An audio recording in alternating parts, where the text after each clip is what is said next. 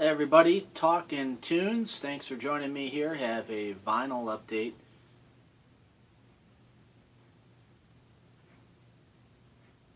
Hey everybody, Talkin Tunes. Thanks for joining me. Have a vinyl update to share, and also going to do a review, discussion, and rating here in the mix as well. So I appreciate you joining me here. We're going to do a vinyl update. And just a few here. Start out with Autre, Veut, and Anxiety. This is in the contemporary R&B mindset that James Blake is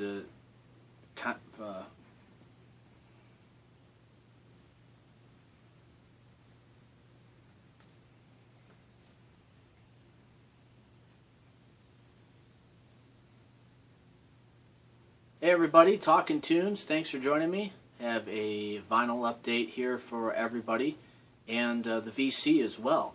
Cookie's going to join us, talking some titles. Going to share some vinyl and do a discussion and a rating on Sonospheres 2 as well, Dereck Higgins.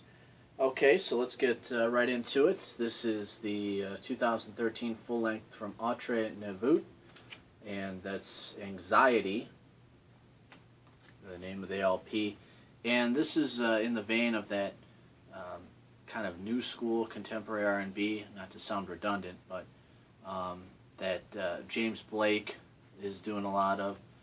It's that type of sound. If you're familiar with James Blake, this is that type of sound. Maybe a little more, I don't know, maybe a little more poppy.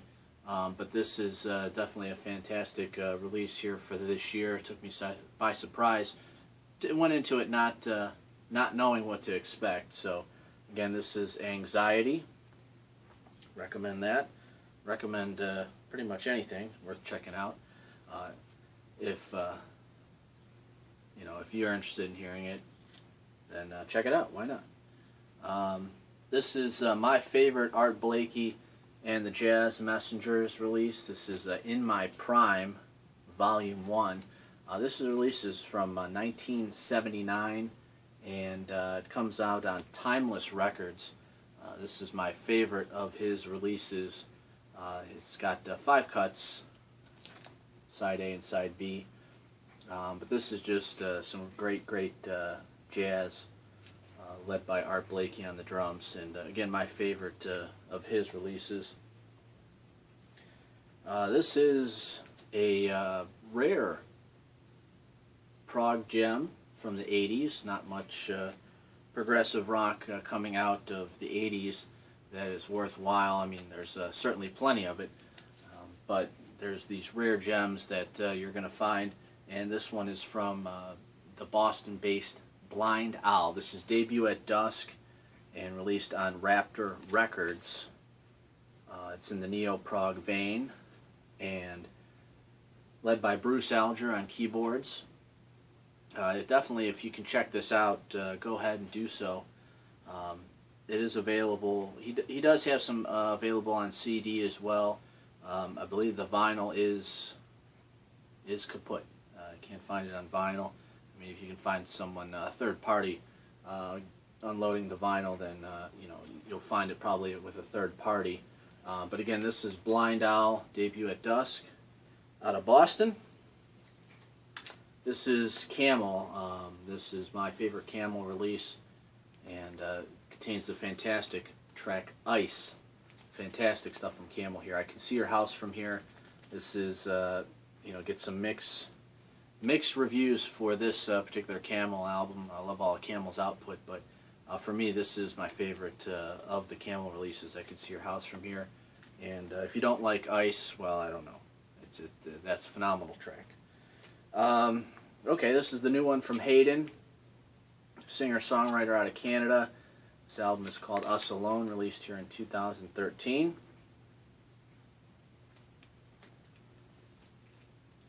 This is first of two.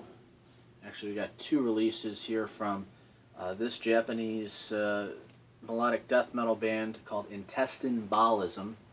This is an Anatomy of the Beast. This came out in 1997 initially. And again, a Japanese band. It's a melodic death metal release, and they play some phenomenal stuff. And it's my understanding from what I know about this band, they started out as like a kind of 80s metal cover band, playing a lot more of the flashier 80s metal material, and that's kind of where they got their chops. If you listen to a lot of these tunes, well, if you're into it, some people might not enjoy it, but they really have great musicianship, and they really come up with some extremely good guitar work, and I really think that's a credit to the cover bands that they kind of cut their teeth in. Again, this is Intestine, Baalism, and we got it numbered. This is their effort that came out called Ultimate Instinct, and this one is also numbered. This is their third album that came out a couple years back.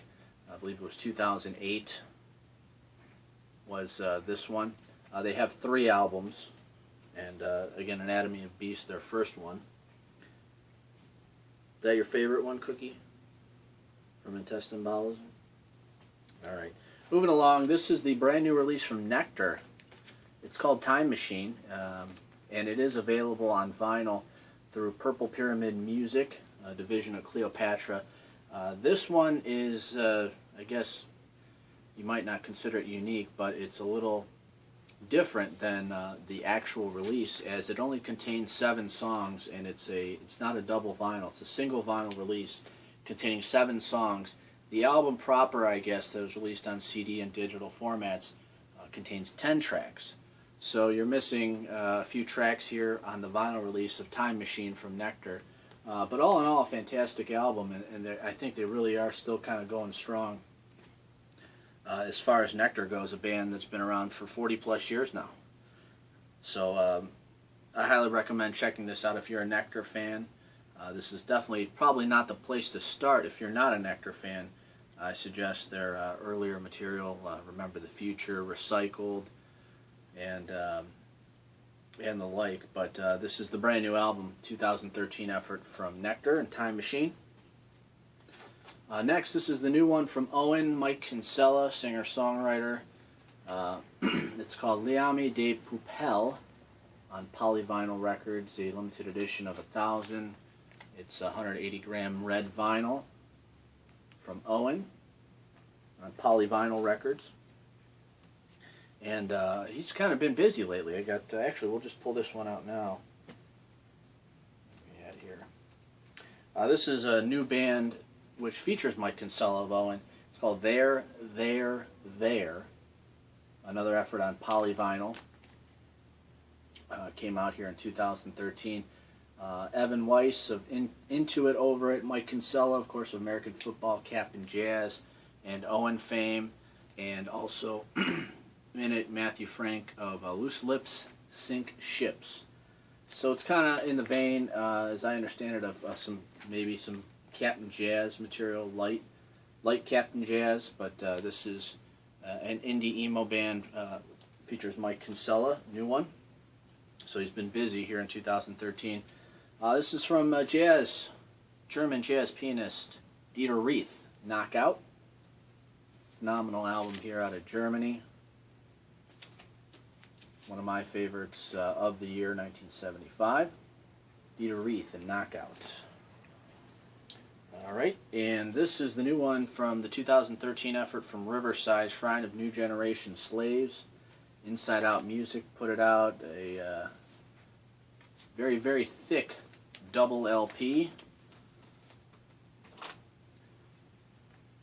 And as you can see, I have it autographed by the band. Had the opportunity to meet them at Ross Fest in Gettysburg, Pennsylvania this year. Talked to them, had them sign the vinyl. And this one, actually, unlike the Nektar album, this contains a side D, and it contains 2 additional tracks not on the CD release, or the CD release proper, I should say. But there's 2 additional tracks clocking in at over 20 minutes in length. So good to have if you're a big Riverside fan and interested in hearing some additional material from that album. And actually, as of right now, this is my favorite album. Excuse me.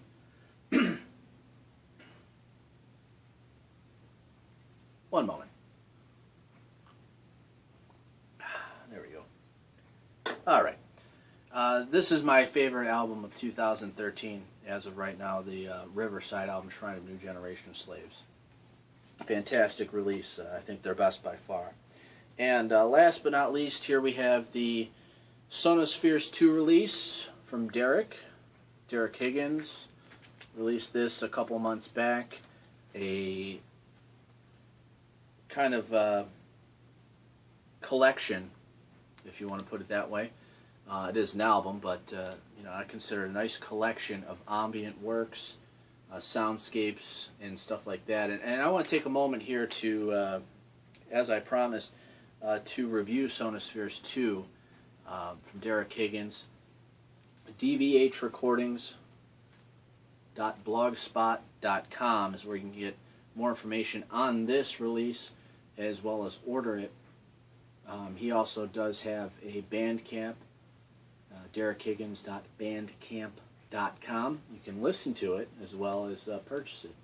But it contains 12 tracks, this release, Sonospheres 2. Now, Dereck Higgins is an independent musician based out of Omaha, Nebraska, and he too, most people probably watching this are familiar with his YouTube channel, Dereck Bond, and he's one of the inspirations for starting my own channel here. And he does a lot to promote his music through his channel on YouTube. And I want to point out that he pushes a lot for people to really take a listen to this. And he feels that it's just as good as anything else, that came through the pile here, that came through your pile, whatever you purchased recently. And I want to mention that because, as an independent musician myself, I certainly, see what he's saying about this. What you have to do is you have to just sort of take it at face value. The fact that he's an independent musician shouldn't have any bearing on the music or this great art he is creating.